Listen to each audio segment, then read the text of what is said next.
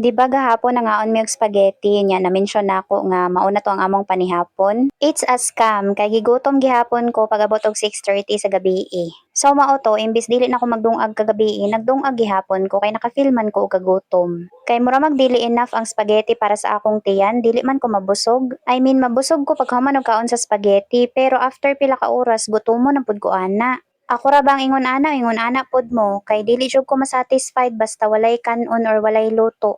Maunang dili na lang ta matingala unsaon nato pagpaniwang ani kay dili man ta mabusog ug wala tay gikaon nga kanon. So mao na lagi to nagdungag ko kagabi mga 6:30 tapos kay wala man milaing sudan kay spaghetti lang man lagi ang akong giluto. Ang gibuhat nako para makasudan, nagpalit kog noodles and then gibutangan nako og kalamonggay tapos itlog. O di ba sulbad nang akong panihapon kagabi pero ako ra ang nikaon kay wala na nikaon ang akong pares ug ang akong junakis kay nangabusog na sila sa spaghetti.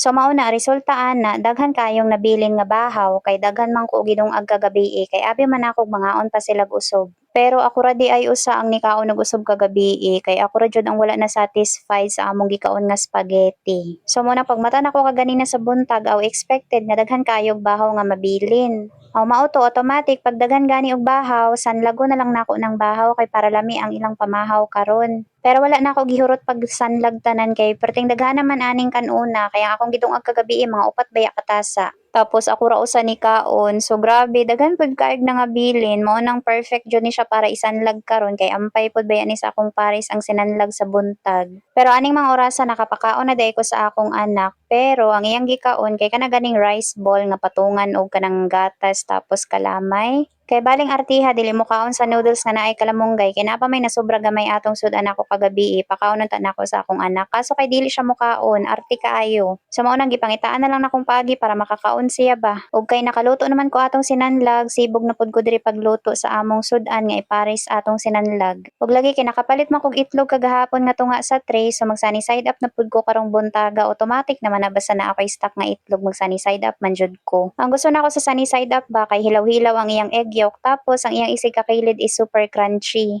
So mao nang ingon ana ang texture ang itsura sa akong sunny side up kanang iyang kilid kanang brown brown gani kay basta lamian jud ko kanang brown brown ang kilid nga kanang crunchy crunchy pag usapon nimo. Bale nagluto ra day ko diri og upat ka buo kay tag-usa ra ming mga dagko kay ang akong anjonakis dili man na mukaon og sunny side up. Ambot aning bataa sa una ganahan siya mukaon og sunny side up karon dili na pud kuno siya mukaon og sunny side up naglibog naman ko aning bataa oy. Anyway pagkahuman ako hikay sa among pamahaw nagtimpla na lang pud dayon day ko og Milo kay mauna ni ang ginainom nako karon kay sukad atong ni sakit-sakit ang akong tiyan tungod sa kape ni undang na pud kog kape. O kay pasado alas 9 naman ni sumukaon ako diring dapita. Bale aning mga oras sa daghan na jud kaayo kog nabuhat nga mga trabaho. Mao nang alas 9 na ako pasado nakapamahaw kay ang una na akong gibuhat kaganina pagbaba na ako diri sa among ubos. Namisbis ko sa akong mga tanom nga balatong kay wala dayon ako sila nabisbisan kagahapon. Kay ang ako man kong schedule pagpamisbis anang ako mga tanom kay sa hapon kaso kay nalimot man ko kagahapon so karon na lang na akong buntag isayo-sayo sila og pamisbis. Ug lami jud kayo diri ang akong kaon kay perfect ang sinanlag sa sunny side up.